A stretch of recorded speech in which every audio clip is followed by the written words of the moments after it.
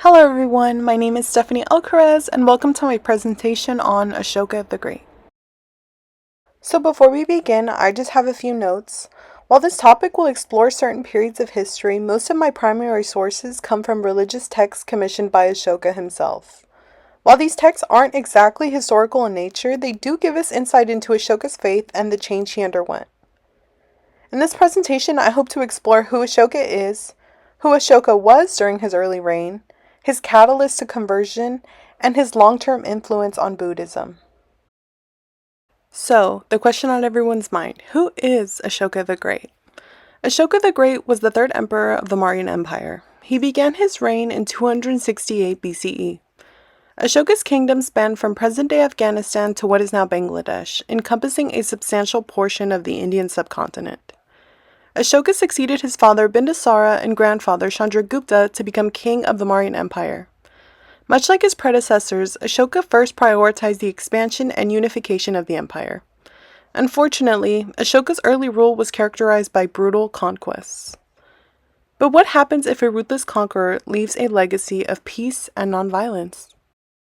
Who was Ashoka during his early reign? While much of Ashoka's early reign is relatively unknown or heavily debated by historians, sacred writings like the Divyavadana or divine narratives give insight into who Ashoka may have been prior to his religious conversion. The Divyavadana, entitled Ashoka Vadana, tells the tale of Ashoka's life. Once he assumed power, Ashoka was said to have been quite ruthless. Ashoka's ruthlessness would lead him to eventually conquer the kingdom of Kalinga. Let's briefly talk about the Kalinga War. The Mauryan Empire surrounded Kalinga, and in 260 BCE, Ashoka invaded the kingdom, slaughtering 100,000 inhabitants and leaving thousands of others to die of disease and famine. Writings like the 13th Rock Pillars state that Ashoka saw the destruction he had caused and felt a profound change within himself. Ashoka's 13th edict reads as follows: Beloved of the gods conquered the Kalingas 8 years after his coronation. 150,000 were deported, 100,000 were killed, and many more died from other causes. After the Kalingas had been conquered, beloved of the gods came to feel a strong inclination towards the Dhamma, a love for the Dhamma, and for instruction in Dhamma. Now, beloved of the gods feels deep remorse for having conquered the Kalingas. Now let's talk about Ashoka's conversion to Buddhism. Following the events of Kalinga, Ashoka renounced war and began to gradually accept Buddhism throughout his reign.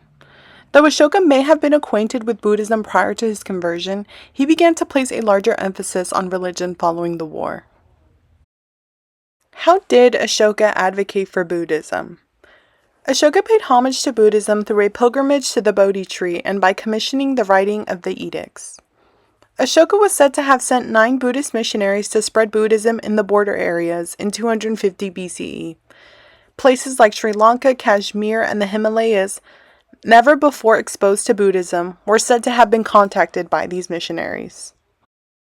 Let's talk about the edicts and their messages. The edicts of Ashoka, mostly written in Brahmi script, spread messages like nonviolence, religious tolerance, obedience to authority, humane treatment of servants, and generosity towards all people. Both the minor pillar edicts and the minor rock edicts contained religious content. The edicts reference Buddhism, Buddhist scriptures, and the Buddha. The major rock and pillar edicts are essentially political and moral in character. They concentrate on maintaining order, appropriate conduct, and nonviolence under the broad heading of Dharma. The edicts also emphasize peaceful relations with other nations. What was Ashoka's long-term influence on Buddhism?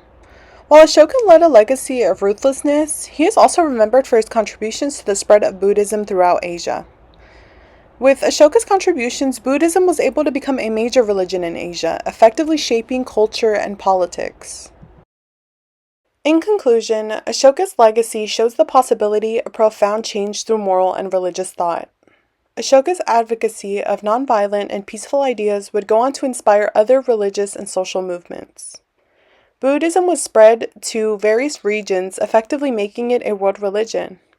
To this day, India uses Ashoka chakra in its flag, indicating that there is movement in life and stagnation in death, essentially symbolizing that life is ever changing. Ashoka continues to be widely known for his contributions to Buddhism and his messages of peace. Ashoka's story shows us that even when we make mistakes, it is still possible to be redeemed through the good that you contribute to society. Well, this concludes my video on Ashoka the Great. I have included a list of sources I have used for this presentation. They range from scholarly articles to the edicts themselves. Thank you very much for watching.